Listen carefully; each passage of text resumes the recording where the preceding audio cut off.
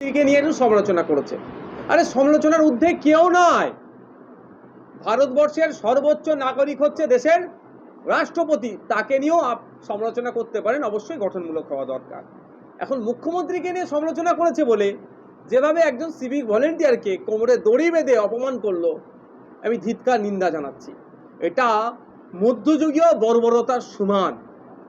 মধ্যযুগে যে বর্বরতা হতো সেই ধরনের একটা কারা করলো তৃণমূল কংগ্রেস।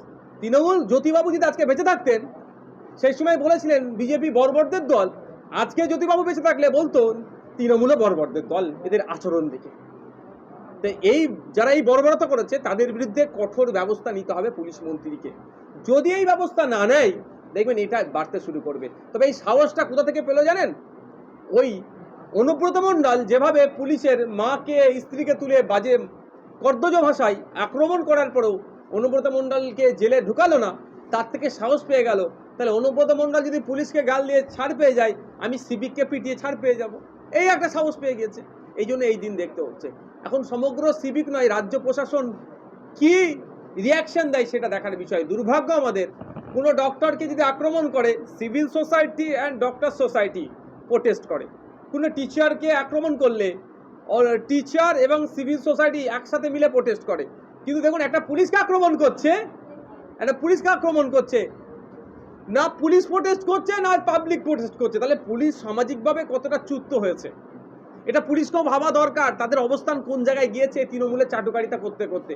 অল্প সংখ্যক পুলিশের সাথে পুলিশ চাটুকারিতা করতে করতে সমগ্র পুলিশ আজকে বদলামের সম্মুখীন হচ্ছে। তাই সময় এসেছে পুলিশের সুনাম ফিরিয়ে নিয়ে আসা। আমি আবারও বলবো, অনুব্রত মণ্ডলকে গ্রেফতার করা দরকার। আর এই সিভিক ভলেন্টিয়ারদের সাথে যারা এই অন্যায়টা করেছে তাদের প্রত্যেককে গ্রেফতার করা দরকার। যারা ওই ভিডিও বানাচ্ছিল ওই সমস্ত অপদার্থগুলোকেও ধরে জেলের মধ্যে রাখা দরকার।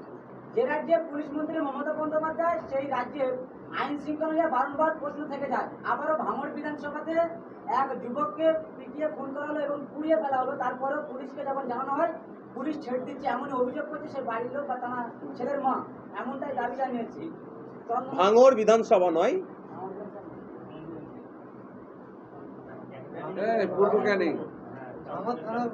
কলকাতা পুলিশের ভাঙড় ডিভিশনের মধ্যে, ওটা ভাঙড় বিধানসভা নয়, ওটা নটোরিয়াস ক্রিমিনাল শওকত মোল্লার, যেখানকার বিধায়ক, ক্যানিং পূর্ব বিধানসভা।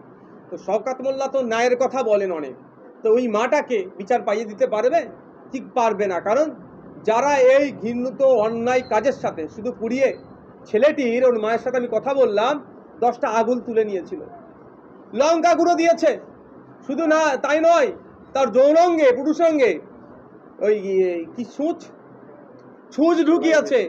যখন পানি খাবো বলে ডাকছিল, বলছিল, তখন বোতল সমেত গালের মধ্যে ভরে দিয়েছে, মুখটা বন্ধ করে। কে, কার আমলে হচ্ছে? তৃণমূলের আমলে। কে ক্ষতিগ্রস্ত হচ্ছে? একটা মুসলমান। আর ওয়েস্ট বেঙ্গল মাইনরিটি কমিশন কি ঘুমাচ্ছে? মমতা ব্যানার্জি মুসলমানদের জন্য অনেক গল্প শোনাচ্ছে। কি করছে? এখন পর্যন্ত 6 জনের নামে অভিযোগ করেছে। ওনার মা ন্যায়ের পথে আছে, আমি কথা দিয়েছি, আমি অ্যাডভোকেট দেবো, প্রয়োজনে আইনি লড়াই হবে, হাইকোর্টে প্রয়োজনে যাবে। বাকি 5 জন কেন এখনো ছাড় আছে? যাকে অ্যারেস্ট করেছে সে তৃণমূলের নেতা একজন, সব তৃণমূলের সাথে জড়িয়ে আছে। শুনলাম তার মায়ের কথা, শুনলাম এখন এসে বলে গিয়েছে কিছুক্ষণ আগেই যে 12 লক্ষ টাকা দিয়ে নাকি মিটমাট করতে বলেছিল। একটা ছেলের 12 লক্ষ টাকা জীবনের দাম, টাকা দিয়ে একটা জীবন পাওয়া যায়। শুধু তাই নয়, আমি আর একটা প্যাথেটিক ঘটনা শুনুন। যখন ওই ছেলেটিকে মারা হয়, তার স্ত্রী তখন প্রেগনেন্ট ছিল। গত বুধবারে তার একটা ফুটফুটে সন্তান হয়েছে। সেই সন্তানটা বেরিয়ে তার পিতাকে দেখতে পেল না। এই পশ্চিমবাংলা, এখানে নাকি মুসলমানরা সুরক্ষিত। এরা কথায় কথায় উত্তরপ্রদেশের উদাহরণ দেয়, মহারাষ্ট্রের উদাহরণ দেয়, আর পশ্চিমবাংলায় মুসলমানরা কিভাবে আক্রান্ত হচ্ছে। পশ্চিমবাংলা একটা দারুণ খেলা খেলে। উত্তরপ্রদেশে মুসলমানরা মার খায় নন মুসলিমদের হাত দিয়ে, আর আমাদের পশ্চিমবাংলায় মুসলমানদেরকে খুন করছে মুসলমানদের দিয়ে। মানে আরো এক ঘাট এগিয়ে আমাদের পশ্চিমবাংলা সরকার। আরে পশ্চিমবাংলা বা উত্তরপ্রদেশের সাথে সমান তালে চলছে। উত্তরপ্রদেশে ওয়াকফ নিয়ে আন্দোলন করলে 1 লক্ষ টাকা 1.5 লক্ষ টাকা জরিমানা হচ্ছে, আর পশ্চিমবাংলায় ওয়াকফ নিয়ে আন্দোলন করলে মিথ্যা জেলে মামলা দিয়ে রাখছে। আমাদের রাহুলকে মিথ্যা মামলা, যে রাহুল ওই দিনকে সকাল থেকে সন্ধ্যা পর্যন্ত শান্তি কিভাবে এলাকায় তাকে চেষ্টা করেছে, তার নামে মিথ্যা মামলা দিয়েছে।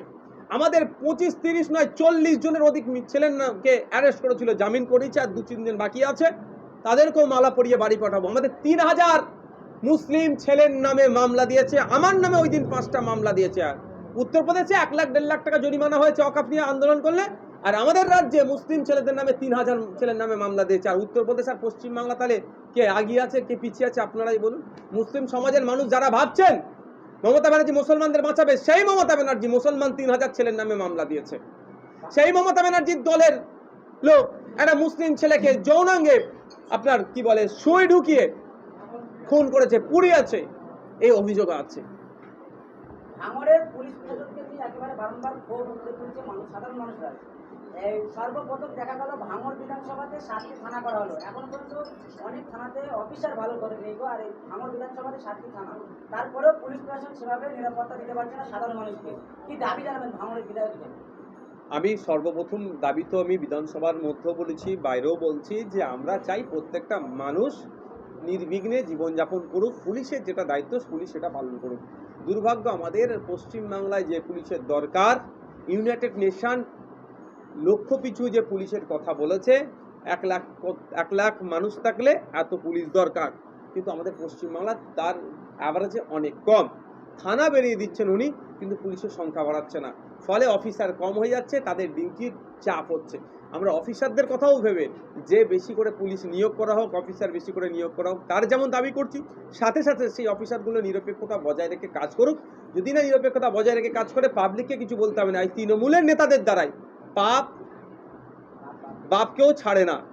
তো দেখুন আমাদের উপরে অত্যাচার করছে, অনুব্রত মণ্ডল ওর মাকে নিয়ে গাল দিচ্ছে, মানে এত বড় অসভ্য। ওনার স্ত্রীকে কোনো একটা কারণে হয়তো হয় না যে ফ্যামিলি নিয়ে ঘুরতে গিয়েছে এক নেতার কাছে, মানে এত বড় অসভ্য। স্ত্রীর প্রতি কোন নজর ছিল, বলছে কি তোর বউটা তো অনেক সুন্দর ছিল, মানে ভাবতে পেরেছেন কত বড় অসভ্য। সেই কথাটা আমাদের শুনতে হচ্ছে, কারণ আজকে এই পুলিশের নিরপেক্ষতার অভাবের জন্য। তাই আমি আশা করব পুলিশ বন্ধুরা নিরপেক্ষতা বজায় রেখে কাজ করবে। আর ভাঙড়ের নয়, সারা রাজ্যের মানুষের জন্য আমি করি, সবসময় করি, পুলিশ আমাদের সামাজিক বন্ধু, সেইটা যেন না পুলিশ ভুলে যায়। খবরগুলো কিছুদিন আগে নারায়ণপুর অঞ্চলে বালিয়ায় দাঁড়িয়ে বলেছে মহাশয়কে ভাঙড় বিধানসভায় 26-এ হারাবো, 26 না হারাতে পারলে উনি পার্টি ছেড়ে দেবেন। ওনার কথা উনি মমতা ব্যানার্জি সম্পর্কে এ ধরনের বলেছিল। মমতা ব্যানার্জিকে অনেক কুৎসা করা ছিল, এখন মমতা ব্যানার্জি পায়ের নিচে বসে থাকে। 2026-এ তৃণমূল দলটা থাকবে কি থাকবে না এটা নিয়ে সরকার সাহেবকে ভাবা দরকার। 2026-এ সরকার সাহেব কোথা থাকবে এটা নিয়ে ভাবা দরকার। যে ধরনের স্ক্যাম করে বসে আছে, আমার তো মনে হয় তিহার জেলে হয়তো ভাত খেতে হতে পারে। Thank you.